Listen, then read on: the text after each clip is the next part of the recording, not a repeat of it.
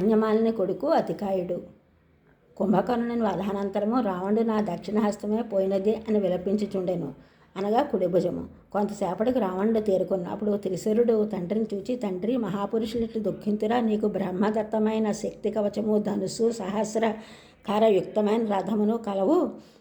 దేవదానవులను నిర్జించినట్లే నీవు రామును కూడా జయింపుము. అంతవరకు ఎందుకు, నేనే పోయి శత్రువులను జయించవచ్చును అనెను. ఆ మాటలకు రావణుడు తాను మరల పుట్టినవానిగా తలచెను. రావణుడు త్రిశూరునితో పాటు వాని సోదరులను దేవాంతక, నరాంతక, అతికాయులను, వారికి రక్షణగా యుద్ధోన్మత్తుడు, మత్తుడు అను నామాంతరము కల తన సోదరులను, మహోదర మహాపారుషులను కూడా పంపెను. అందరూ సైన్య పరివృతులై రణరంగమున ప్రవేశించరు. త్రిశూరుడు నీలుడను వానరుని ఎదుర్కొనెను. నీలుడు ఒక మహాశైలమును గొనివచ్చి మహోదరునిపై వేచెను. ఆ దెబ్బకు వాడు నేలకూలును. నీలుని వైపు నుండి తప్పించి త్రిశూరుని ఆంజనేయుడు బాణవగమును పరిచిన త్రిశూరుని గిరిశృంగముచే ఎదుర్కొనెను.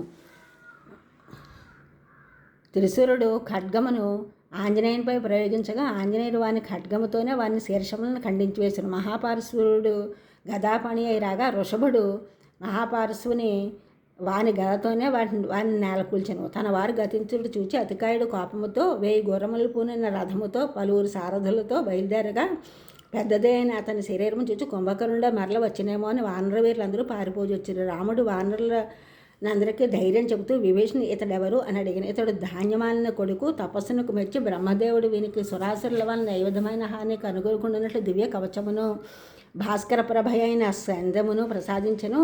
ఇతడు వరుణపాసమున ఇంద్రుని వజ్రాయుధమును కూడా ప్రతిహతను మొరచెను. వానరులను ఇతను నాశనం మొనర్చు లోపల ఇతన్ని వధకై ప్రయత్నించవలను అనెను. ఇంతలో కుముద, ద్వివిధ, హైంద, నీల శరభులు అతనిపై శైలశృంగమును వేసిరి.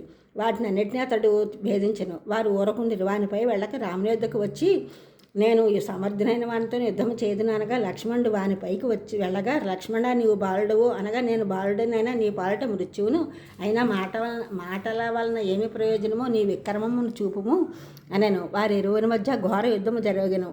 అతికాయన బాణములనల్లా లక్ష్మణుడు ఖండించినప్పటికీ అతని కవచమును భేదించలేకపోయాను. అప్పుడు వాయుదేవుడు బ్రహ్మాస్త్రమును వీరిని సంహరింపము, వీని కవచము అభేద్యమైనది అని ఉపదేశించను. వెంటనే లక్ష్మణుడు బ్రహ్మాస్త్రమును వాని శిరస్సును ఖండించి వేసను. ఈ ఛానల్ చూసిన వారందరూ కూడా సబ్స్క్రైబ్ చేయండి, షేర్ చేయండి, లైక్ చేయండి, కామెంట్ చేయండి. సబ్స్క్రైబ్ చేసిన వారందరూ కూడా కృతజ్ఞతలు. షేర్ చేసినారు, లైక్ చేసినారు, కామెంట్ చేసిన అందరికీ కూడా ధన్యవాదములు.